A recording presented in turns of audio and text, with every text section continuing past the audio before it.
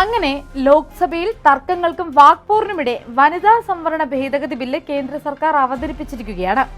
ബില്ലിന് അവതരണാനുമതി നൽകണമോ എന്ന കാര്യത്തിൽ നടന്ന വോട്ടെടുപ്പിൽ 251 പേർ അനുകൂലിച്ചും 187 പേർ എതിർത്തും വോട്ട് ചെയ്തു. ഇതോടെ ഭൂരിപക്ഷത്തോടെ ബില്ല് സഭയിൽ അവതരിപ്പിക്കാൻ സർക്കാരിന് അനുമതി ലഭിക്കുകയായിരുന്നു. ബില്ലിനെതിരെ കോൺഗ്രസ്, DMK, DMC, SP തുടങ്ങിയ പ്രതിപക്ഷ പാർട്ടികൾ ഒറ്റക്കെട്ടായി രംഗത്തെത്തിയതോടെ സഭയിൽ ശക്തമായ പ്രതിഷേധമാണ് ഉയർന്നത്. ദക്ഷിണേന്ത്യൻ സംസ്ഥാനങ്ങളുടെ രാഷ്ട്രീയ പ്രാതിനിധ്യത്തെയും രാജ്യത്തിന്റെ തന്നെ ഫെഡറൽ സംവിധാനത്തെയും ഗുരുതരമായി ബാധിക്കുന്ന മണ്ഡല പുനർനിർണയ ബില്ലിനെതിരെ ഇന്ത്യ മുന്നണി ശക്തമായ പ്രതിഷേധമാണ് രേഖപ്പെടുത്തിയത്. വനിതാ സംവരണത്തിന്റെ മറവിൽ ലോക്സഭാ സീറ്റുകളുടെ എണ്ണം 850 ഉയർത്താനും 2011 സെൻസസ് അടിസ്ഥാനമാക്കി മണ്ഡലങ്ങൾ വെട്ടിമുറിക്കാനുമുള്ള കേന്ദ്ര സർക്കാർ നീക്കം ജനാധിപത്യത്തെ കശാപ്പ് ചെയ്യുന്നതാണെന്നാണ് പ്രതിപക്ഷം പറയുന്നത്. ലോക്സഭയിലെ സീറ്റുകളുടെ എണ്ണം പരമാവധി 850 വർദ്ധിപ്പിച്ചുകൊണ്ട് 33% സ്ത്രീ സംവരണം നടപ്പിലാക്കാൻ ലക്ഷ്യമിട്ടാണ് സർക്കാർ ഈ ബില്ലുമായി എത്തിയിരിക്കുന്നത്. എന്നാൽ സർക്കാർ വിഭാവനം ചെയ്യുന്ന രീതിയിലുള്ള പുനർനിർണയം ദക്ഷിണേന്ത്യൻ സംസ്ഥാനങ്ങൾക്കും ചെറിയ ജനസംഖ്യയുള്ള വടക്ക് കിഴക്കൻ സംസ്ഥാനങ്ങൾക്കും ദോഷകരമായി മാറുമെന്ന യാഥാർത്ഥ്യമാണ് പ്രതിപക്ഷവും ലോക്സഭാ പ്രതിപക്ഷ നേതാവുമായ രാഹുൽ ഗാന്ധിയും ചൂണ്ടിക്കാട്ടുന്നത്. ഭരണഘടനയിലെ വ്യവസ്ഥകൾ അനുസരിച്ച് ആർട്ടിക്കിൾ 81 പ്രകാരം പരമാവധി 530 ആയിരുന്നു ലോക്സഭയിലെ അംഗസംഖ്യ. പിന്നീടത് പലതവണ ഭേദഗതികൾക്ക് വിധേയമായിരുന്നു. 1973 മണ്ഡല പുനർനിർണയ സമിതി സീറ്റുകളുടെ എണ്ണം അന്നുണ്ടായിരുന്ന 522 നിന്നും 543 വർദ്ധിപ്പിച്ചു. മണ്ഡലങ്ങളുടെ തുടർന്നുള്ള പുനർനിർണയം 2026 ശേഷം നടക്കുന്ന സെൻസസിന്റെ അടിസ്ഥാനത്തിൽ മാത്രമേ മണ്ഡല പുനർനിർണയം നടത്താവൂ എന്ന് 2002 നടത്തിയ ഭരണഘടനാ ഭേദഗതിയിലൂടെ പാർലമെന്റ് തീരുമാനിക്കുകയും ചെയ്തിരുന്നു. ആ ഭേദഗതിയാണ് കേന്ദ്ര സർക്കാർ ഇപ്പോൾ അട്ടിമറിക്കാൻ ശ്രമിക്കുന്നത്. പുതിയ ബില്ല് പ്രകാരം ഒരു സുപ്രീം കോടതി ജഡ്ജിയെ അധ്യക്ഷനാക്കും. ചീഫ് ഇലക്ഷൻ കമ്മീഷണറും സംസ്ഥാന ഇലക്ഷൻ കമ്മീഷണർമാർക്കും അംഗങ്ങളായുള്ള ഒരു മണ്ഡല പുനർനിർണയ കമ്മിറ്റി രൂപീകരിക്കും. ഈ കമ്മീഷൻ ഏറ്റവും പുതിയ സെൻസസ് കണക്കുകൾ അടിസ്ഥാനമാക്കി ലോക്സഭാ സീറ്റുകൾ, സംസ്ഥാന നിയമസഭാ സീറ്റുകൾ, കേന്ദ്രഭരണ പ്രദേശങ്ങളിലെ നിയമസഭാ സീറ്റുകൾ എന്നിവ പുനർക്രമീകരിക്കുകയും പുതിയ മണ്ഡലങ്ങൾ നിർണ്ണയിക്കുകയും ചെയ്യും. ഏറ്റവും പുതിയ സെൻസസ് കണക്കുകൾ എന്നതുകൊണ്ട് 5 വർഷം വൈകി ആരംഭിച്ചിരിക്കുന്ന 2021 സെൻസസ് അല്ല വിവക്ഷിക്കപ്പെടുന്നത്. മറിച്ച് 15 വർഷം പഴക്കമുള്ള 2011 സെൻസസ് കണക്കുകളാകും ആധാരമായി കേന്ദ്ര സർക്കാർ സ്വീകരിക്കുക. എന്നാൽ പഴയ ജനസംഖ്യാ കണക്കുകൾ ഉപയോഗപ്പെടുത്തി മണ്ഡലം നിർണയം നടത്തുന്നത് എങ്ങനെയാണ് ശാസ്ത്രീയമാവുക എന്നതാണ് രാഹുൽ ഗാന്ധി ഉൾപ്പെടെയുള്ളവർ ചോദിക്കുന്നത്. വനിതാ സംവരണ ബില്ലിന്റെ മറവിൽ മണ്ഡല പുനർനിർണയം നടത്തി അധികാരം ഉറപ്പിക്കാനുള്ള പ്രധാനമന്ത്രി നരേന്ദ്രമോദിയുടെ നീക്കം ജനാധിപത്യ വിരുദ്ധമാണെന്ന് രാഹുൽ ഗാന്ധി ആരോപിക്കുമ്പോൾ അതൊരു ആരോപണമായിട്ടല്ല, മറിച്ച് വസ്തുതയായിട്ടാണ് നമ്മൾ കാണേണ്ടത്. വനിതാ സംവരണ ബില്ലിന്റെ മറവിൽ മണ്ഡല പുനർനിർണയം നടത്തി അധികാരം ഉറപ്പിക്കാനുള്ള പ്രധാനമന്ത്രി നരേന്ദ്രമോദിയുടെ നീക്കം കൃത്യമായ ജാതി സെൻസസ് വിവരങ്ങൾ പുറത്തുവിടാതെ പഴയ കണക്കുകളെ ആശ്രയിക്കുന്നത് OBC വിഭാഗങ്ങളോടുള്ള വഞ്ചനയാണെന്നാണ് രാഹുൽ ഗാന്ധി ചൂണ്ടിക്കാട്ടുന്നത്. വനിതാ സംവരണത്തെ കോൺഗ്രസ് പൂർണ്ണമായും പിന്തുണയ്ക്കുന്നുണ്ടെന്ന് അടിവരയിട്ട് പറയുന്ന രാഹുൽ ഗാന്ധി 2011 സെൻസസ് അടിസ്ഥാനമാക്കി മണ്ഡല പുനർനിർണയം നടത്തുന്നത് OBC വിഭാഗങ്ങളുടെ പങ്കാളിത്തം കുറയ്ക്കാനേ സഹായിക്കുന്നുവെന്നാണ് വ്യക്തമാക്കുന്നത്. രാജ്യത്തെ ജനസംഖ്യയുടെ പകുതിയോളം വരുന്ന പിന്നാക്ക വിഭാഗങ്ങൾക്ക് അർഹമായ പ്രാതിനിധ്യം നൽകാൻ പുതിയ സെൻസസ് വിവരങ്ങൾ ആവശ്യമാണ്. സെൻസസ് നടപടികൾ നടന്നുകൊണ്ടിരിക്കെ എന്തിനാണ് കേന്ദ്ര സർക്കാർ പഴയ വിവരങ്ങളെ ആശ്രയിക്കുന്നതെന്ന് അദ്ദേഹം ചോദിക്കുമ്പോൾ അതിന് മറുപടി പറയാതെ എങ്ങനെയും ബിൽ അവതരിപ്പിക്കാൻ മാത്രമാണ് മോദിയും കൂട്ടരും ശ്രമിക്കുന്നത്. 50 വർഷത്തിനിടയിൽ രാജ്യത്തിന്റെ ജനസംഖ്യയിൽ വലിയ മാറ്റങ്ങൾ സംഭവിച്ചിട്ടുണ്ട്. സംസ്ഥാനങ്ങൾ തമ്മിലും ജനസംഖ്യയുടെ കാര്യത്തിൽ വലിയ വ്യത്യാസങ്ങൾ ഉണ്ടായിട്ടുണ്ടെന്നതാണ് സത്യം. നഗരവൽക്കരണവും കുടിയേറ്റവും മൂലം ചില പ്രദേശങ്ങളിൽ അസാമാന്യമായ വളർച്ചയുണ്ടായിട്ടുണ്ട്. ഇവ മൂലം മണ്ഡലങ്ങൾക്കിടയിൽ തമ്മിൽ വലിയ അസമത്വം രൂപപ്പെട്ടിരിക്കുന്നു എന്നതാണ് മോദി സർക്കാരിന്റെ വാദം. 25 വർഷത്തേക്ക് മണ്ഡല പുനഃക്രമീകരണം മരവിപ്പിച്ചു നിർത്താൻ 1976 തീരുമാനമെടുത്തിരുന്നു. 2001 വീണ്ടും മരവിപ്പിക്കുമ്പോൾ ജനസംഖ്യ നിയന്ത്രണം എന്ന ലക്ഷ്യം തന്നെയാണ് കാരണമായി സൂചിപ്പിച്ചത്. വടക്കേ ഇന്ത്യൻ സംസ്ഥാനങ്ങളിൽ ജനസംഖ്യാ വളർച്ചാ തോത് കുടുംബ നിയന്ത്രണ നടപടികൾ സ്വീകരിച്ച തെക്കൻ സംസ്ഥാനങ്ങളെ അപേക്ഷിച്ച് കൂടുതലാണ്. 1971 മുതൽ 2011 വരെയുള്ള കാലയളവിൽ രാജസ്ഥാൻ, ബീഹാർ, ഉത്തർപ്രദേശ്, ഹരിയാന, മധ്യപ്രദേശ്, ഗുജറാത്ത് എന്നീ വടക്കൻ സംസ്ഥാനങ്ങളുടെ സംയുക്ത ജനസംഖ്യ 150% കൂടുതലായി വർദ്ധിച്ചു.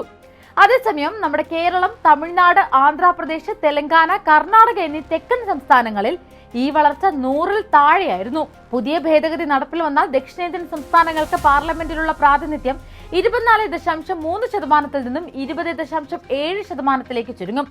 ഇത് തന്നെയാണ് നരേന്ദ്രമോദിയും കൂട്ടരും ലക്ഷ്യമിടുന്നത്. ഒപ്പം ഹിന്ദി ഹൃദയഭൂമിയുടെ വിഹിതം 38.1% നിന്നും 43.1% വർദ്ധിക്കുകയും ചെയ്യും. 207 അംഗങ്ങളുള്ള സംസ്ഥാനത്ത് 366 അംഗങ്ങൾ, 850 അംഗങ്ങളുള്ള ലോക്സഭയിൽ ദക്ഷിണേന്ത്യക്കാരുടെ എണ്ണം നിലവിലെ 131-ൽ നിന്ന് 176 മാറും. ഹിന്ദി ഹൃദയഭൂമിയിൽ നിന്നുള്ള ലോക്സഭാ അംഗങ്ങളുടെ എണ്ണത്തിൽ 159 പേരുടെ വർധന ഉണ്ടാവുമ്പോൾ ദക്ഷിണേന്ത്യൻ സംസ്ഥാനങ്ങളുടെ വർധനവ് 45 പേരിലേക്ക് ചുരുങ്ങുന്നുവെന്നതാണ് ഇവിടെ പ്രധാന പ്രശ്നം. നിയമം പാസ്സായാൽ രാജ്യത്തിന്റെ ആഭ്യന്തര ഉൽപാദനത്തിന്റെ 30% സംഭാവന ചെയ്യുന്ന ദക്ഷിണേന്ത്യൻ സംസ്ഥാനങ്ങളുടെ പ്രാതിനിധ്യം 20%-ലേക്ക് താഴുമെന്നത് വളരെ പ്രധാനപ്പെട്ട ഒരു പ്രശ്നമാണ്. ജനസംഖ്യാ നിയന്ത്രണ വിധേയമാക്കുക എന്ന ലക്ഷ്യത്തിനു വേണ്ടി പ്രവർത്തിച്ചു എന്നതിന്റെ പേരിൽ ഒരു സംസ്ഥാനവും ശിക്ഷിക്കപ്പെടരുത്. രാജ്യ താൽപര്യങ്ങൾക്കനുസരിച്ച് ജനസംഖ്യാ നിയന്ത്രണം നടപ്പിലാക്കിയെന്നത് ദക്ഷിണേന്ത്യൻ സംസ്ഥാനങ്ങൾക്കും വിനയായി മാറരുത്.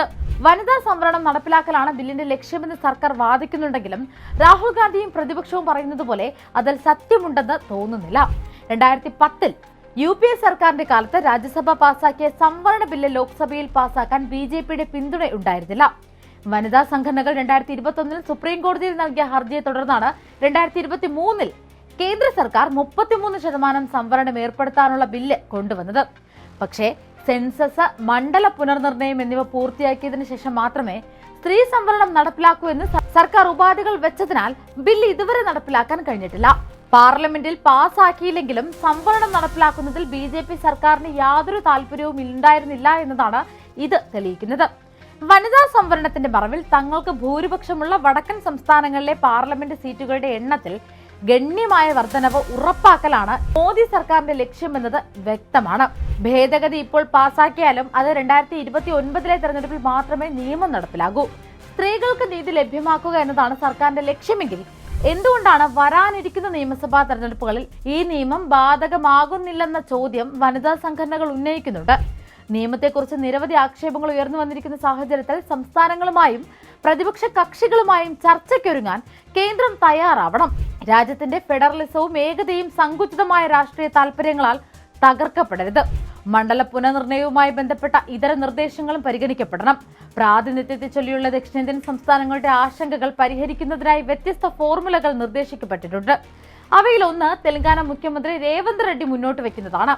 ഈ നിർദ്ദേശം അനുസരിച്ച് വർദ്ധിപ്പിക്കുന്ന സീറ്റുകളുടെ പകുതി പ്രോറാറ്റ, അതായത് ആനുപാതിക അടിസ്ഥാനത്തിലും ശേഷിക്കുന്നത് രാജ്യത്തിന്റെ സാമ്പത്തിക വളർച്ചയ്ക്ക് മികച്ച പ്രകടനം കാഴ്ചവെക്കുന്ന സംസ്ഥാനങ്ങൾക്ക് മുൻഗണന നൽകുന്ന രീതിയിലും നൽകണം. യൂറോപ്യൻ യൂണിയനിലെ ഡിഗ്രസീവ് പ്രൊപ്പർഷനാലിറ്റി എന്ന മാതൃകയാണ് ശശി തരൂർ നിർദ്ദേശിക്കുന്നത്.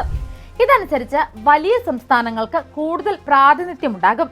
യൂറോപ്യൻ യൂണിയൻ സ്വീകരിച്ചിരിക്കുന്ന കാംബ്രിഡ്ജ് കോംപ്രമൈസ് എന്ന ഗണിതശാസ്ത്ര സമീപനം അനുസരിച്ച് ഏറ്റവും ചെറിയ രാജ്യത്തിനും യൂണിയനിൽ 6 സീറ്റെങ്കിലും ലഭിക്കും.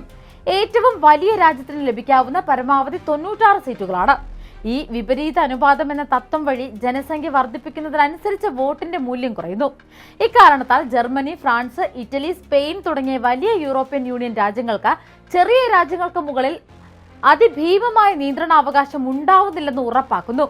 ഇന്ത്യയിൽ 10 കോടിയിലധികം ജനസംഖ്യയുള്ള ഒരു സംസ്ഥാനത്ത് ഓരോ 25 ലക്ഷം പൗരന്മാർക്കും ഒരു MP, 5 കോടി മുതൽ 10 കോടി വരെ ജനസംഖ്യയുള്ള സംസ്ഥാനങ്ങളിൽ ഓരോ 20 ലക്ഷം പേർക്കും ഒരു MP, 1 കോടി മുതൽ 5 കോടി വരെ ജനസംഖ്യയുള്ള സംസ്ഥാനങ്ങളിൽ ഓരോ 15 ലക്ഷം പൗരന്മാർക്കും ഒരു MP എന്നതുപോലുള്ള സമീപനം സ്വീകരിക്കുന്നത് വഴി ചെറിയ ജനസംഖ്യയുള്ള സംസ്ഥാനങ്ങളുടെ ശബ്ദവും പാർലമെന്റിൽ മുഴങ്ങുന്നുവെന്ന് ഉറപ്പാക്കാം. ഇതൊന്നും കണക്കിലെടുക്കാതെയും പൊതു ചർച്ചയ്ക്ക് മതിയായ സമയം നൽകാതെ അതിവേഗത്തിൽ ഈ നിയമം കൊണ്ടുവരുന്നത് പ്രധാന സംസ്ഥാനങ്ങളിലെ തെരഞ്ഞെടുപ്പിന് തൊട്ടുമുമ്പ് അവതരിപ്പിക്കുന്നതും സംശയങ്ങൾ വർദ്ധിപ്പിക്കുന്നതാണ്. കൃത്യമായ ജാതി ഡേറ്റ ഇല്ലാതെ അതിർത്തി നിർണയവും സംവരണ പ്രക്രിയയും പിഴവുള്ളതും ദളിത് വിരുദ്ധവുമാകുമെന്ന് രാഷ്ട്രീയ പാർട്ടികൾ കുറ്റപ്പെടുത്തുന്നുണ്ട്. ഈ നിയമം പൊതു ചർച്ചയ്ക്ക് മതിയായ സമയം നൽകാതെ അതിവേഗത്തിൽ കൊണ്ടുവരുന്നതും പ്രധാന സംസ്ഥാനങ്ങളിലെ തെരഞ്ഞെടുപ്പിന് തൊട്ടുമുമ്പ് അവതരിപ്പിക്കുന്നതും സംശയങ്ങൾ വർദ്ധിപ്പിക്കുന്നുണ്ട്. നിലവിലെ 543 സീറ്റുകളുള്ള ലോക്സഭയിൽ തന്നെ 33% സീറ്റുകളിൽ വനിതാ സംവരണം നടപ്പിലാക്കുന്നതിന് എന്താണ് തടസ്സം? ജനാധിപത്യ വിരുദ്ധമായ ഈ നിയമ ഭേദഗതിക്കെതിരെ ശക്തമായ പ്രതിഷേധങ്ങൾ ഉണ്ടാകണം. പ്രതിപക്ഷ കക്ഷികളുടെ എതിർപ്പുകൾ മറികടന്നുകൊണ്ട് ഈ ഭേദഗതികൾ പാർലമെന്റിൽ പാസാക്കിയെടുക്കുക കേന്ദ്ര സർക്കാരിന് അത്ര എളുപ്പമാകില്ല. അപ്പോഴും ബില്ല് പ്രാബല്യത്തിൽ വരുമെന്നാണ് പ്രധാനമന്ത്രി നരേന്ദ്രമോദി ഉൾപ്പെടെ ആവർത്തിക്കുന്നത്. സഭയിൽ ബില്ലിനെതിരെ ഒറ്റക്കെട്ടായി പോരാടുമെന്നും BJPയുടെ രഹസ്യ അജണ്ട രാജ്യത്തിന്റെ ഫെഡറൽ മൂല്യങ്ങളെ തകർക്കുമെന്നതും ഉറപ്പാണ്. ദൂരവ്യാപക പ്രത്യാഘാതങ്ങളുള്ള വിഷയങ്ങളിൽ പോലും ജനാധിപത്യപരമായ ചർച്ചകളില്ലാതെ നിയമങ്ങൾ ആവിഷ്കരിച്ച് നടപ്പിലാക്കാനുള്ള കേന്ദ്ര സർക്കാരിന്റെ ശ്രമങ്ങൾ BJP സർക്കാരിന്റെ ശ്രമങ്ങൾ ചെറുക്കപ്പെടേണ്ടതുണ്ട്. കൂടുതൽ വാർത്തകൾക്കും വിശേഷങ്ങൾക്കും ഞങ്ങളുടെ channel like, share and subscribe ചെയ്യുക. കൂടാതെ സബ്സ്ക്രൈബ് ബട്ടണിലെ ബെല്ലൈക്കൻ ഇനേബിൾ ചെയ്യാൻ മറക്കരുത്.